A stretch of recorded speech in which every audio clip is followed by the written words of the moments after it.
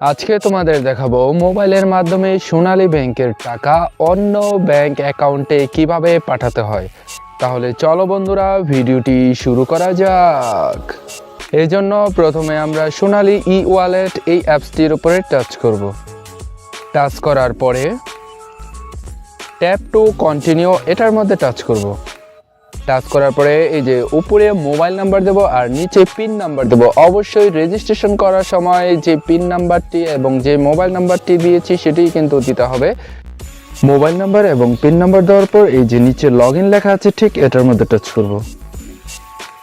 সোনালী ই ওয়ালেটটি কিন্তু অবশ্যই আগে রেজিস্ট্রেশন করা থাকতে হবে। রেজিস্ট্রেশন করতে যদি না পারো তাহলে আমাদের চ্যানেলে একটি ভিডিও দেওয়া আছে, সেই ভিডিওটি অবশ্যই দেখে নিও কিভাবে রেজিস্ট্রেশন করতে হয়। মোবাইল অ্যাপসের মাধ্যমে যদি আমরা সোনালী ব্যাংক থেকে অন্য ব্যাংকে টাকা পাঠাতে হয় তাহলে এর উপায় হচ্ছে দুটি। এই যে দেখো BEFTN, আরেকটি হচ্ছে NPHB। আজকে তোমাদের দেখাবো BEFTN এর মাধ্যমে টাকা পাঠানোর উপায়। এজন্য আমরা প্রথমে BEFTN এটার মধ্যে টাচ করব। টাচ করার পরে যে দেখো সিলেক্ট ব্যাংক এর ঠিক এই যে ডান পাশে এটার মধ্যে টাচ করব। দেখো এখানে অনেকগুলো ব্যাংকের নাম কিন্তু চলে এসেছে। BEFTN এ প্রায় সব ব্যাংকেই কিন্তু সোনালী ব্যাংক থেকে টাকা লেনদেন করা যায়, তবে NPHB তে কিন্তু অল্প সংখ্যক ব্যাংকে লেনদেন করা যায়। যাই হোক, BEFTN এর মাধ্যমে আমরা এই যে প্রথমে আমার কাঙ্ক্ষিত ব্যাংকটি আমি সিলেক্ট করে নিলাম। তোমরা তোমাদের পছন্দের ব্যাংকটি সিলেক্ট করবে। আমি এখানে ন্যাশনাল ব্যাংক এটা সিলেক্ট করলাম। এরপরে সিলেক্ট ডিস্ট্রিক্ট, আমার ডিস্ট্রিক্টটি আমি এখান থেকে সিলেক্ট করে নিচ্ছি। তোমরা তোমাদের ডিস্ট্রিক্ট অর্থাৎ তোমার জেলাটি অবশ্যই এখানে সিলেক্ট করে নেবে। সিলেক্ট করলাম।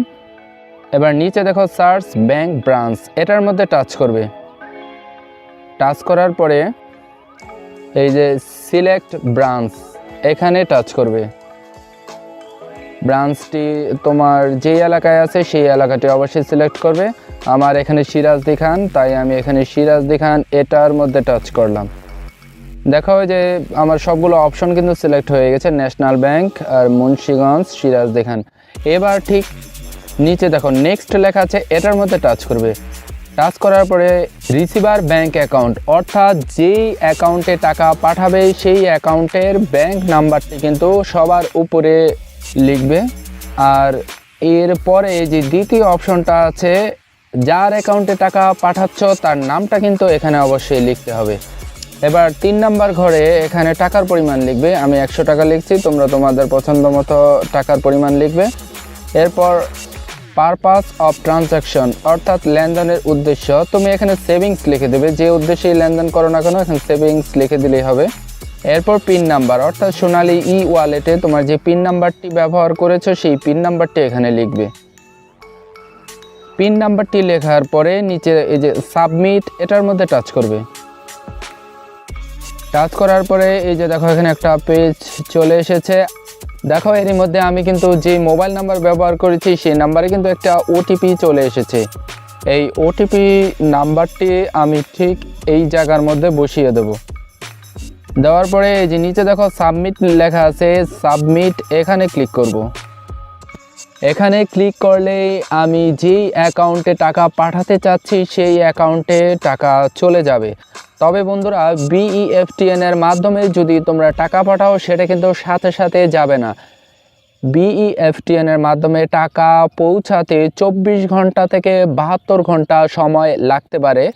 এজন্য আমার পরামর্শ হচ্ছে, তুমি যদি BEFTN এর মাধ্যমে টাকা ট্রান্সফার করতে চাও সেটা অবশ্যই সকাল 9টার আগে চেষ্টা করবে, তাহলে হয়তো দুপুর 2টা বা 3টার মধ্যে টাকা পৌঁছাতে পারে। কিন্তু NPHBর মাধ্যমে টাকা ট্রান্সফার করলে সেটা কিন্তু সাথে সাথেই চলে যায়। তো বন্ধুরা, পরবর্তী ভিডিওতে তোমাদের দেখাবো NPHBর মাধ্যমে টাকা লেনদেন করার উপায়। আশা করি বন্ধুরা বুঝতে পেরেছো। ভিডিওটি যদি ভালো লাগে তাহলে লাইক, কমেন্ট, শেয়ার এবং সাবস্ক্রাইব করার অনুরোধ রইল।